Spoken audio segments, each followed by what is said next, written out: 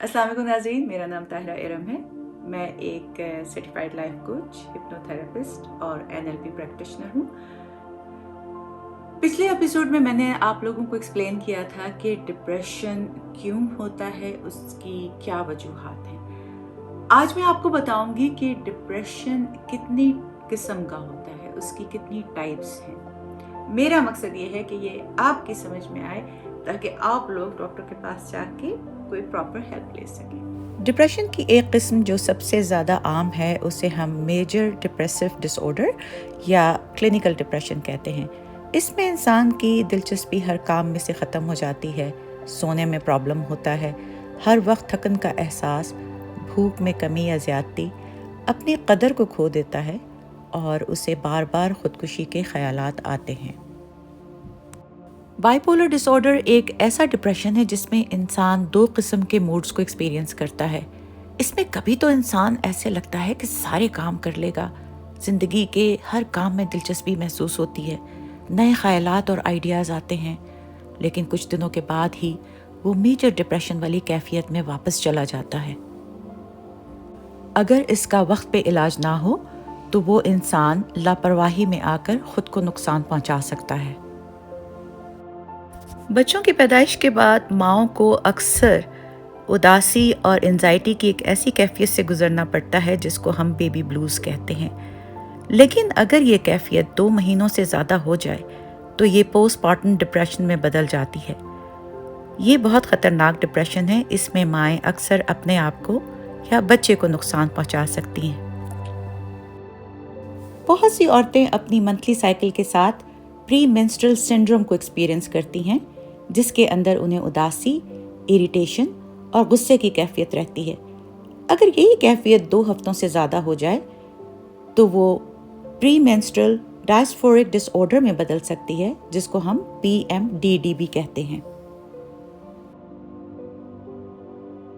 हमारे माशरे में सिचुएशनल डिप्रेशन बहुत ज़्यादा आम है। ये एक ऐसा डिप्रेशन है जो हमारे हालात और वाक़यात के साथ आता है, और जब वो हालात ठीक हो जाते हैं तो ये डिप्रेशन भी चला जाता है। इसके लिए बहुत ज़रूरी है कि आप अपने दोस्त अहबाब या करीबी रिश्तेदारों में अपनी इन फीलिंग्स को शेयर करें। सीजनल डिप्रेशन अमूमन मौसम के साथ आता है और चला जाता है।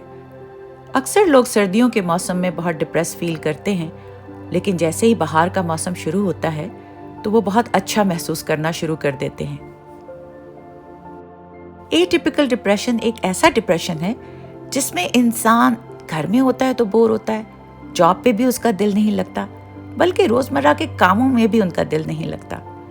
लेकिन जैसे ही कोई खुशी का मौका आता है या कोई पार्टी आती है तो ये लोग बहुत एंजॉय करते हैं। फिर जब जैसे ही घर आते हैं तो फिर डिप्रेस हो जाते हैं। ये इतनी सारी बातें सुन के ये मत समझिएगा कि हम सबको डिप्रेशन हो गया, क्योंकि ऐसा लगता है हमें कि मौसम बदल रहा है तो डिप्रेशन हो गया, ऐसी सिचुएशन है, किसी का दुख सुना तो डिप्रेशन हो गया, किसी के साथ कोई वाक़या पेश आता है तो आपकी एक्चुअली पुरानी यादें बाहर आ जाती हैं और आप डिप्रेशन में जा सकते हैं। तो पता चलना बहुत ज़रूरी है कि ये हमें किस किस्म की हम कैफियत से गुजर रहे हैं और उस वक्त क्या वाक़या पेश आया है। औरतों में तो आपको पता है कि हार्मोनल चेंजेस आती हैं, बच्चियों में अलग डिप्रेशन है, माओं में नई माओं में डिफरेंट डिप्रेशन है, और एक औरत जो बच्चों को बड़ा कर चुकी होती है, मेनोपॉज से गुजर रही होती है, उसकी हार्मोनल चेंजेस की वजह से उसको एक ख़ास डिप्रेशन होता है।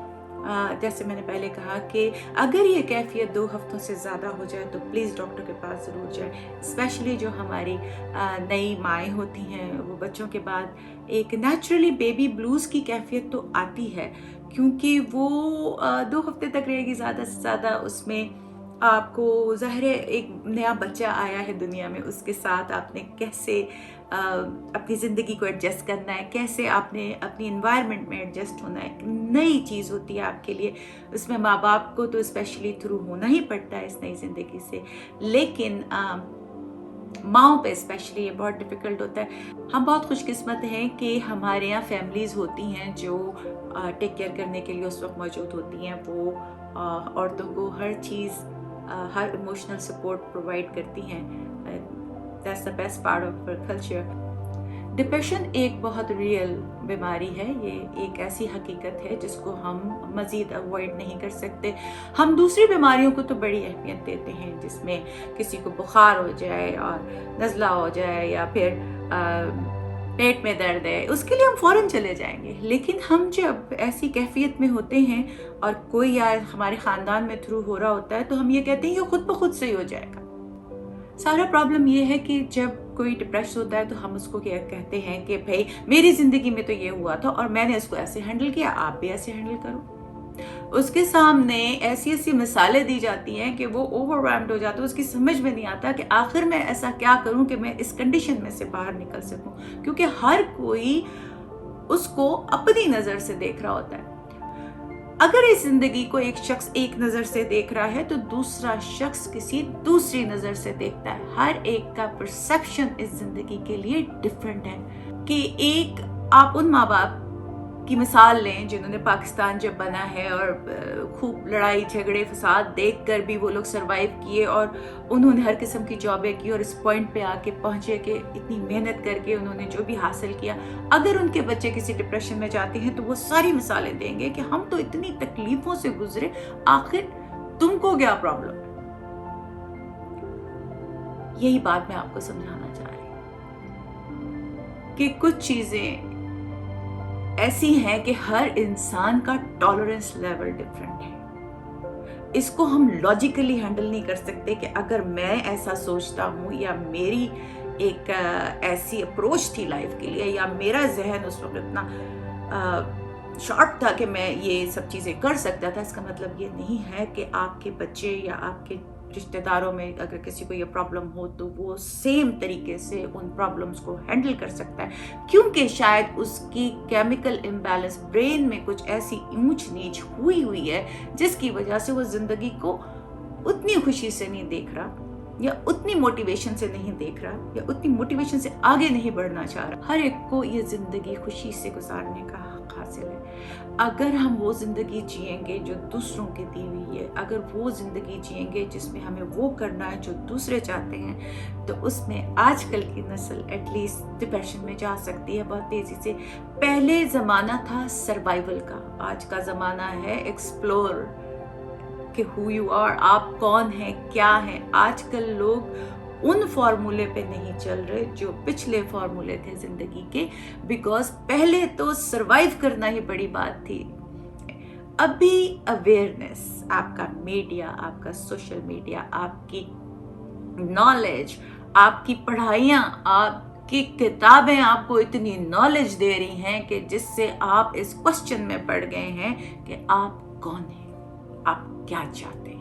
اور جب یہ سوال اٹھنا شروع ہوں تو آپ کو وہ زندگی عجیب سی لگنا شروع ہو جاتی ہے جو پچھلے فارمولے پہ چل رہی ہوتی ہے, کیونکہ آپ اب وہ زندگی جینا چاہتے ہیں جو آپ کی دل کی آواز ہوتی ہے. اور جب تک آپ اپنی دل کی آواز نہیں سنیں گے تو آپ کو یہ زندگی بوجھ بن کے سامنے آتی ہے. اگلے ایپیسوڈز میں آپ کو بتاؤں گی کہ عورتوں اور مردوں کے ڈپریشن میں کیا فرق ہے. Please subscribe to my channel. اگر آپ کو اس میں کوئی بات اچھی لگتی ہے تو اس کو شیئر ضرور کیجیے گا. Keep watching. اللہ حافظ.